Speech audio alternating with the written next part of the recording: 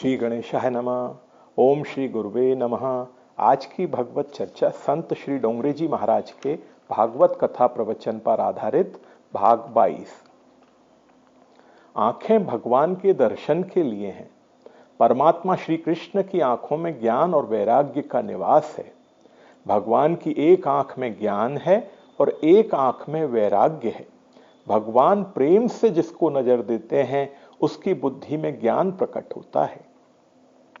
घर में भगवान का स्वरूप स्थापित करो। घर में देव पूजा होनी ही चाहिए। जिस घर में देवों की पूजा नहीं होती है वह घर घर नहीं है, शमशान है। घर में भगवान की स्थापना करो, प्रेम से पूजा करो, भगवान का सुंदर श्रृंगार करो। भगवान के सौंदर्य में आंख और मन जब फंस जाता है तभी पाप छूटता है। मानव पाप क्यों करता है? मानव को संसार में सौंदर्य दिखता है, इसीलिए पाप होता है। भगवान अति सुंदर हैं, जिसका वर्णन करने की शक्ति किसी शब्द में नहीं है। मन को बार बार समझाओ, भगवान बहुत सुंदर हैं। भगवान नित्य सुंदर हैं। प्रेम से भगवान का श्रृंगार करो। भगवान में आंख स्थिर करके भगवान के नाम का जप करो। भगवान की थोड़ी प्रार्थना करो, हे भगवान कृपा करो, मुझे नजर दो। भगवान की आंख में ज्ञान है और वैराग्य है। राम देवे नजर तुमको तो सभी सूरत राम की है। प्रभु की आंख अति अति सुंदर है। भगवान की आंख में केवल प्रेम भरा हुआ है। भगवान सभी को प्रेम से देखते हैं। भगवान में आंख स्थिर करो। कदाचित मन चंचल हो जाए तो भले हो जाए, आंख को स्थिर करो। आंख भगवान में रखो और भगवान के नाम का जप करो। भगवान की प्रार्थना करो, मुझे नजर दो। भगवान जिसको नजर देते हैं उसकी बुद्धि में ज्ञान प्रकट होता है। जो ज्ञान अंदर से प्रकट होता है वह कायम रहता है। बाहर से जो ज्ञान अंदर आता है वह टिकता नहीं है। भक्ति ज्ञान वैराग्य की जननी है। इसके बाद श्री डोंगरे जी महाराज चर्चा करते हैं पुत्र रूप में पाप पुण्य का।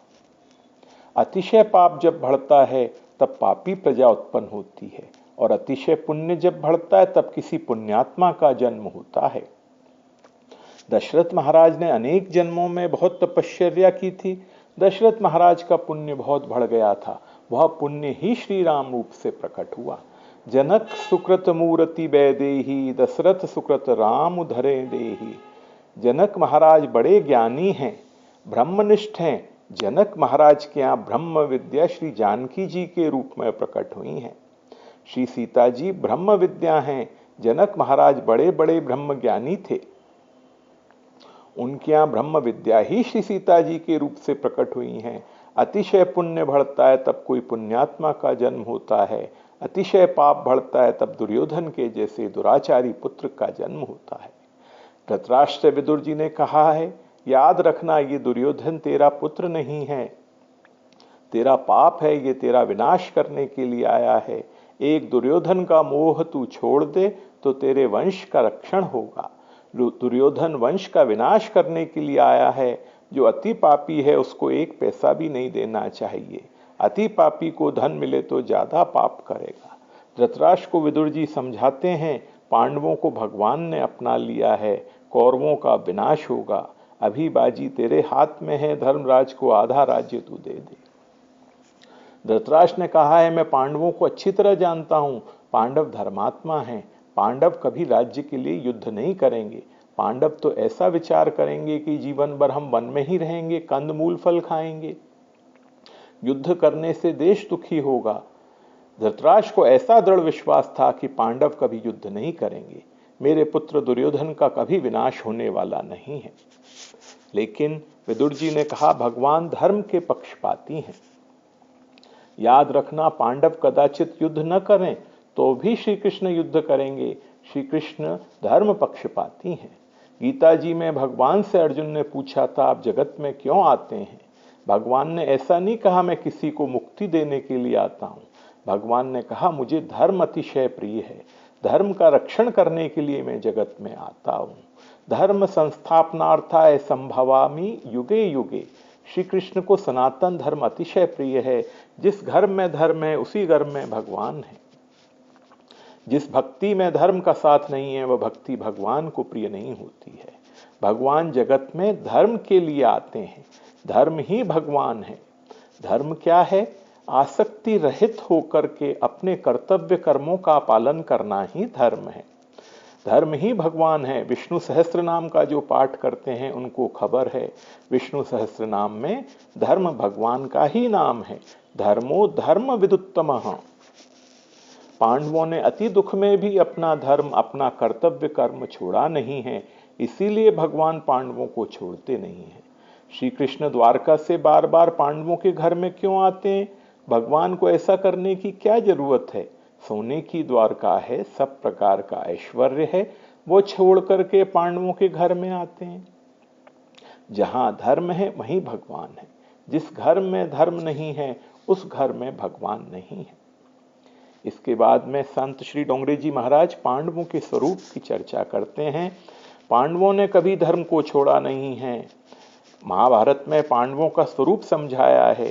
धर्मो विवर्धति युधिष्ठिर कीर्तनेन, पापम प्रणश्यति व्रकोदर कीर्तनेन, शत्रुर्विनश्यति धनंजय कीर्तनेन, माद्री सुतौ कथयताम न भवन्ति रोगाः। अर्जुन नर हैं, भगवान श्री कृष्ण नारायण हैं। नर नारायण की जोड़ी है। महाभारत में वर्णन आया है श्री कृष्ण भगवान अर्जुन के सारथी हुए हैं। सारथी होने का अर्थ है नौकर होना। जो जगत का मालिक है, जो लक्ष्मी का पति है, वह अर्जुन का नौकर हो जाता है। गीता जी के आरंभ में अर्जुन बोलता है, सेनयोर भयोर मध्य रथम स्थापय में अच्युत, मेरा रथ वहां ले चलो। जैसे कोई मालिक अपने नौकर को कहता है मेरी गाड़ी वहां ले जाओ। भगवान अर्जुन के नौकर क्यों हुए? अर्जुन में ऐसा कौन सा सद्गुण है जो जगत का मालिक है वह अर्जुन का नौकर हुआ है? अर्जुन में एक ही बड़ा सद्गुण है। अर्जुन धर्म को बड़ा भाई मानता है। धर्म ही मेरा बड़ा भाई है। धर्म को बड़ा भाई मानो, आपके सारथी श्री कृष्ण हो जाएंगे। शरीर ही जीवात्मा का रथ है, इंद्रियां घोड़े हैं। इंद्रियों की लगाम भगवान के हाथ में दे दो। भगवान के हाथ में लगाम न दो तो ये इंद्रिय रूपी घोड़े रथ को गड्ढे में फेंक देंगे। जीवन में सुख दुख का कैसा भी प्रसंग आए, अपना धर्म छोड़ना नहीं। जो धर्म को छोड़ता नहीं है उसको कभी भगवान छोड़ते नहीं है। विदुर जी धृतराष्ट्र को समझाते हैं, पांडव कदाचित युद्ध न करें तो भी श्री कृष्ण युद्ध करेंगे। श्री कृष्ण धर्म के पक्षपाती हैं, वो अधर्म की सत्ता का विध्वंस कर देंगे। युधिष्ठिर महाराज धर्म की मूर्ति हैं। कलयुग में ऐसा दिखता है कि अधर्म की जीत है और धर्म की हार है। कलयुग अधर्म का प्रतीक है। आज भले ही धर्म की हार दिखती है, पर अंत में परिणाम में धर्म की ही जीत होती है। जिस पक्ष में धर्म है वहीं श्री कृष्ण है। अपना धर्म कभी छोड़ना नहीं, आपको भगवान कभी छोड़ेंगे नहीं। जो धर्म को छोड़ता है भगवान उसकी उपेक्षा करते हैं। द्रोणाचार्य ब्राह्मण हैं, धर्म छोड़ा है, इसीलिए श्री कृष्ण ने कपट करके द्रोणाचार्य को मारा है। ज्ञानी होकर के जो धर्म छोड़ता है उसके ऊपर भगवान क्रोध करते हैं। द्रोणाचार्य बड़े ज्ञानी हैं। युद्ध करना ब्राह्मण का धर्म नहीं है और अधर्मी दुर्योधन का साथ देते हैं तो द्रोणाचार्य अधर्म करते हैं। ज्ञानी होकर के, ब्राह्मण होकर उन्होंने धर्म छोड़ा है तो भगवान ने कपट करके उनको मारा है। श्री कृष्ण को ब्राह्मण प्यारे लगते हैं। ब्राह्मणों की तो वे पूजा करते हैं। जो सुदाम देव की पूजा करते हैं वही श्री कृष्ण द्रोणाचार्य के साथ कपट करते हैं, क्योंकि द्रोणाचार्य ने धर्म छोड़ा है। विदुर जी ने धृतराष्ट्र से कहा है श्री कृष्ण युद्ध करेंगे, कौरवों का विनाश होगा। उसी समय दुर्योधन के सेवक वहां आए थे, वे सब बातें सुनते हैं। दुर्योधन को कहा है आपके पिताजी के साथ विदुर जी आपके विरुद्ध बहुत बोलते थे, आपकी निंदा करते थे और पांडवों की प्रशंसा करते थे। दुर्योधन को क्रोध आया है, सभा में विदुर जी को बुलाया। विदुर जी की सभा में आने के बाद दुर्योधन विदुर जी की निंदा करता है, विदुर जी को गाली देता है, तिरस्कार करता है। जिसको भक्ति का रंग लगाए उसके मन पर निंदा का असर नहीं होता है। दुर्योधन ने सभा में विदुर जी की निंदा की, गाली देता है। विदुर जी शांति से सुन रहे हैं। जो कुछ जगत में होता है सभी में भगवत इच्छा कारण है। भगवत इच्छा के बिना पेड़ का पत्ता भी नहीं हिलता। भगवान की इच्छा ही मेरी इच्छा है। भगवान की इच्छा में अपनी इच्छा को मिला दो, शांति रहेगी। भगवान की इच्छा और भक्त की इच्छा भिन्न हो जाए तो भक्ति में विघ्न आता है। भक्ति का अर्थ है कि मैं भगवान के अधीन हूं। विदुर जी में ऐसी शक्ति है कि आंख खोलकर देखे तो दुर्योधन जल करके भस्म हो जाए। विदुर जी यमराज का अवतार हैं, समर्थ हैं, फिर भी सहन करते हैं। भगवान की इच्छा है, जो मेरी निंदा कर रहा है उस निंदा करने वाले में भी नारायण है। दुर्योधन का क्रोध बढ़ गया है। दुर्योधन क्रोध में बोलता है, नौकर से कहा इसे धक्का मारकर निकाल दो, मेरी निंदा करता है। दुर्योधन के सेवक विदुर जी को धक्का मारने के लिए तैयार हुए। विदुर जी ने ऐसा विचार किया, अब मेरे भगवान मुझको ऐसा कहते हैं, यहां से उठ जाओ। मुझे कोई धक्का मारे तो मुझे दुख नहीं होगा, कदाचित मेरे भगवान को सहन नहीं होगा। विदुर जी ने सभा का त्याग किया है। मन को शांत रख करके जो निंदा सहन करता है उसको भगवान का दर्शन होता है। विदुर जी बाहर आए, द्वारकानाथ श्री कृष्ण का दर्शन हुआ है। भगवान ने स्मित हास्य किया और कहा, काका जी ये सब खेल मैंने ही किया। मेरी बहुत इच्छा है कि अब आपको यहां नहीं रहना चाहिए, इन अधर्मियों के साथ अब आपको नहीं रहना चाहिए, यहां से यात्रा करने के लिए जाओ। विदुर जी ने हाथ जोड़ करके कहा, अब यात्रा में घूमने की इच्छा नहीं होती है। भगवान ने कहा, काका जी आपको यात्रा करने की इच्छा नहीं है, किंतु आपके साथ यात्रा करने की मेरी बहुत इच्छा है। मैं आपके साथ आऊंगा, मुझे यात्रा करनी है। विदुर जी के साथ श्री कृष्ण है। विदुर जी की तीर्थ यात्रा के बारे में डोंगरे जी महाराज चर्चा करते हैं। अनेक तीर्थों में विदुर जी यात्रा करते हैं। तीर्थ यात्रा तीर्थ रूप होने के लिए है। विधि पूर्वक यात्रा करो। किसी भी तीर्थ में जाओ तो प्रथम एक दिन उपवास करो।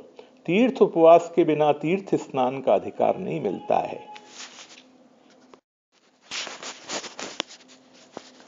शास्त्रों में ऐसा लिखा है, किसी भी तीर्थ में जाओ तो प्रथम अपने माता पिता की पूजा करो, फिर देव की पूजा है। जो माता पिता की पूजा नहीं करता उसके हाथ की पूजा देव लोग नहीं लेते हैं। तीर्थ में श्राद्ध करो। श्राद्ध में माता पिता की पूजा होती है। यह शरीर माता पिता का ऋणी है। शरीर में जो रुधिर है उसे मां ने दिया है। शरीर में जो हड्डी और मांस है वह पिता ने दिया है। प्रथम माता पिता की पूजा होती है। मातृदेवो भव पितृदेवो भव। जो श्राद्ध करता है उसको पितर आशीर्वाद देते हैं। श्राद्ध में श्रद्धा मुख्य है। प्रत्येक तीर्थ में कोई पाप छोड़ना चाहिए। पाप छोड़ने से यात्रा का फल मिलता है। आज से मैं झूठ नहीं बोलूंगा, कुछ भी हो जाए मैं आज से क्रोध नहीं करूंगा। जो पाप छोड़ता है उसी को यात्रा का फल मिलता है। आजकल बहुत से लोग ऐसे हो गए हैं जो फल उन्हें न भाता हो वह तीर्थ में जाकर के छोड़कर चले आते हैं। फल छोड़ने से कहीं यात्रा का पुण्य मिलता है? पाप छोड़ने से पुण्य मिलता है। गया जी की यात्रा विधि पूर्वक करनी हो तो गया जी में अनेक दिन रहना पड़ता है, अनेक श्राद्ध करने पड़ते हैं। राम गया, प्रेत गया, बोध गया, फाल्गुन नदी आदि के किनारे श्राद्ध होता है। विष्णु पद के ऊपर श्राद्ध होता है। अक्षय वट की छाया में श्राद्ध होता है। कितने लोग तो ऐसे हैं जो एक दिवस में ही 2-3 श्राद्ध कर लेते हैं।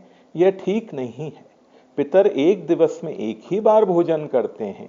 एक दिवस में पितर 2 बार भोजन नहीं करते हैं। गया जी में अंतिम श्राद्ध अक्षयवट की छाया में होता है। विदुर जी अनेक तीर्थों में घूमते हुए श्रीधाम वृंदावन में आए हैं। वृंदावन प्रेम धाम है, काशी ज्ञान भूमि है। काशी में ज्ञान की सिद्धि जल्दी होती है। श्री अयोध्या जी चित्रकूट वैराग्य की भूमि है। श्री अयोध्या जी में चित्रकूट में आज भी विरक्त संतों का दर्शन होता है। श्रीधाम वृंदावन प्रेम भूमि है। गोकुल में वृंदावन में भगवान श्री कृष्ण खुले पैर गायों के पीछे पीछे चले हैं। यशोदा मैया बाल कृष्ण को बाल बार समझाती हैं, बेटा बहुत गर्मी है, मेरा लाल अति कोमल है, तू खुले पांव चलता है, मुझे दुख होता है। बेटा जूता पहनना चाहिए, जूता पहन करके जाना चाहिए। भगवान के अनेक नाम हैं। यशोदा मैया की गोद में जो खेलते हैं उनका नाम बाल कृष्ण है। कुंज बिहारी श्री कृष्ण हैं। राधा रमन श्री कृष्ण हैं। गिरिराज धरण श्री कृष्ण हैं। रास बिहारी श्री कृष्ण हैं, मथुरानाथ श्री कृष्ण हैं, द्वारकाधीश श्री कृष्ण हैं, पार्थ सारथी श्री कृष्ण हैं। एक वैष्णव ने उनसे पूछा, महाराज आपके बहुत से नाम हैं, आपको कौन सा नाम बहुत अच्छा लगता है? श्री कृष्ण ने कहा, मेरा नाम जो गोपाल कृष्ण है वह मुझे बहुत प्रिय लगता है, मैं गोपाल हूं। बाल कृष्ण ने यशोदा मैया को समझाया, जो गाय की सेवा करे वो गाय का नौकर है। मेरी गाय पांव में जूता कहाँ पहनती है? मेरी गाय खुले पांव चलती है तो गाय का नौकर भी खुले पांव चलता है। मैंने पूर्व जन्म में सब कुछ किया, मैंने गायों की सेवा नहीं की, इसलिए मैं यहाँ आया हूँ। यशोदा मैया को आश्चर्य होता है। यशोदा मैया प्रेम से बालकृष्ण से पूछती हैं, बेटा तुम्हें पूर्व जन्म याद आता है? मैया मैं आंख बंद करके बैठता हूं तो थोड़ा थोड़ा याद आ जाता है। तो बेटा बता ना, तू पूर्व जन्म में कौन था? बालकृष्ण ने कहा, मैया मैं पूर्व जन्म में बड़ा राजा था, मैंने सब कुछ किया, मैंने गायों की सेवा नहीं की। श्री राम ही श्री कृष्ण हुए हैं, श्री राम और श्री कृष्ण दोनों एक हैं। रामचंद्र जी ने सब कुछ किया है, राक्षसों का विनाश किया, अनेक यज्ञ किए, प्रजा को धर्म का शिक्षण दिया, राम राज्य में प्रजा बहुत सुखी थी। रामचंद्र जी ने सब कुछ किया, रामचंद्र जी ने गायों की सेवा नहीं की। राम गायों की पूजा करते थे। राम राजाधिराज हैं, घर में सेवक बहुत हैं। राम जी को कभी कभी गायों की सेवा करने की इच्छा होती थी, तब सेवक ना बोलते थे, आप मालिक हैं, आप राजाधिराज हैं, आप राज्य संभालें, सेवा तो हम करेंगे। राम को दुख होता था, मुझे लोगों ने राजाधिराज बनाया, मुझे कोई गायों की सेवा नहीं करने देता था। राम ने ऐसा निश्चय किया था कि भविष्य में अवतार धारण करना पड़े तो किसी राजा के घर में नहीं जाऊंगा, किसी ब्राह्मण के घर में नहीं जाऊंगा, मैं ग्वाला के घर में ही जाऊंगा।